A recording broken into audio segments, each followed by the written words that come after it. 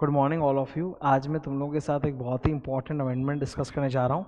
ये 1% कंपनी को लेके है। ये अमेंडमेंट अभी मुझे 10 मिनट से ज़्यादा नहीं लगेंगे, बस सुन लो, उसी में तुम्हारा काम हो जाएगा। तुमको और कुछ भी करने की ज़रूरत नहीं है, बस मेरे को सुन लेना है एक बार ध्यान से, ठीक है। This amendment is relevant for everybody, specially exam में तो पूछा जा ही सकता है। इसके अलावा अगर एग्जाम में नहीं भी आए तो नॉलेज के लिए बहुत ज़रूरी है। सबको ये पता रहना चाहिए कि 1% कंपनी, आज के दिन 1% कंपनी बहुत ट्रेंड में आ चुका है। मतलब जो लोग भी सोल प्रोप्राइटरशिप अपने नाम पे बिजनेस करना चाहते थे, अब वो ओपीसी बना रहे हैं। तो ओपीसी वास्तव में एक प्रैक्टिकल लाइफ के एंगल से बड़ा ही हॉट टॉपिक है। तो ओपीसी में अमेंडमेंट जो है वो जोरदार आया है। वो क्या अमेंडमेंट है? There are 2 types of amendment. Okay, इधर आप देखो, there are 2 types of amendment. एक है रेसिडेंशियल स्टेटस को लेके और दूसरा है कन्वर्जन को लेके। अब मैं एकदम संक्षिप्त में बताता हूँ, लिख के मैंने नीचे दिया है। रेसिडेंशियल स्टेटस में अमेंडमेंट ये है, पहले ये कहते थे कि जो भी इंसान ओपीसी चालू करेगा, जो मेंबर होगा और एक नॉमिनी को रखेगा, तो the member and the nominee must be a resident in India. अब ये लोग बैक ट्रैक कर गए, बोले it may be a resident in India, may not be a resident. तो जो भी लड़का लड़की ओपीसी चालू कर रहा है या ओपीसी में नॉमिनी बन रहा है, मेंबर बन रहा है, उसको रेसिडेंट होने का रिक्वायरमेंट नहीं है, फर्स्ट पॉइंट। और दूसरा, रेसिडेंट के अंदर ही इन्होंने बोला था, रेसिडेंट का मतलब होता है कि प्रोसीडिंग फाइनेंशियल ईयर में कम से कम 182 डेज भारत में था, तो वो 182 काट के अब हो गया 120 डेज भारत में था। हालांकि इसकी कोई ज़रूरत नहीं है। जब आप ऊपर बोल ही रहे हो कि रेसिडेंट होना आप कोई इंपॉर्टेंट है ही नहीं, रेसिडेंट और नॉट, तो फिर वहाँ पे फिर 120 डेज बताने की भी कोई ज़रूरत ऐसे थी नहीं। तो पहला रेजिडेंशियल स्टेटस को लेकर अमेंडमेंट है, जो नीचे आपको दिख रहा है रूल नंबर 3 में। ये देखो मैं दिखा रहा हूँ रूल 3 में, ये वो येलो कलर दिख रहा है। तो अब बोलता है वेदर रेजिडेंट इन इंडिया और अदरवाइज, मतलब नहीं भी है तो चलेगा। और रेजिडेंट इन इंडिया का मतलब 182 से हटा के 120 डेज कर दिया, नीचे देखो 120 कर दिया है। तो that is the first amendment, ठीक है। दूसरा, कन्वर्जन प्रोसीजर को लेके अमेंडमेंट आया।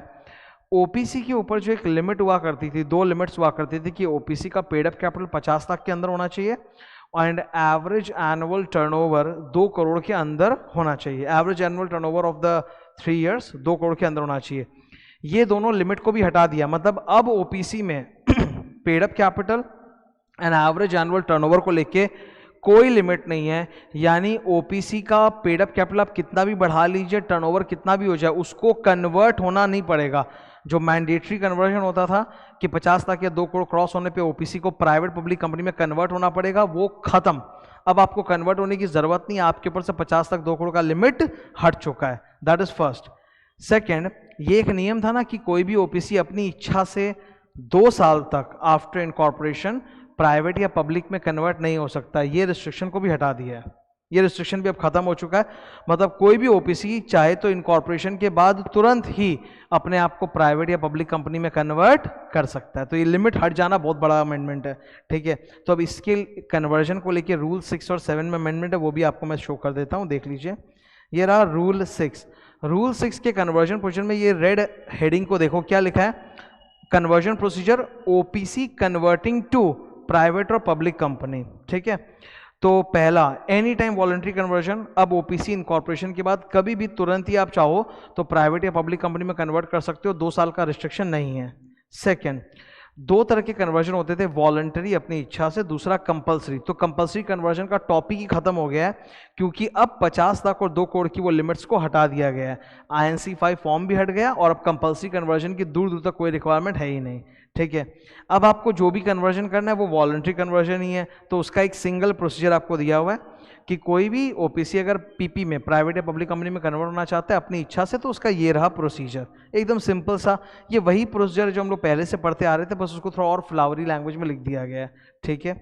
ये था OPC converting to private public company. अब रिवर्स भी तो होता है कि भारत सरकार ने मौका दिया कि जो कंपनियां 2013 के पहले से प्राइवेट कंपनी बनी हुई थी, वो चाहें तो अब अपने आप को ओपीसी में कन्वर्ट कर सकती हैं। तो उनके लिए रूल 7 है अगले पेज पर, ठीक है। ये देखो रूल 7, कन्वर्जन प्रोसीजर। इस बार कौन किस में कन्वर्ट हो रहा है? Look at the red heading, private या public company converting to OPC, ठीक है।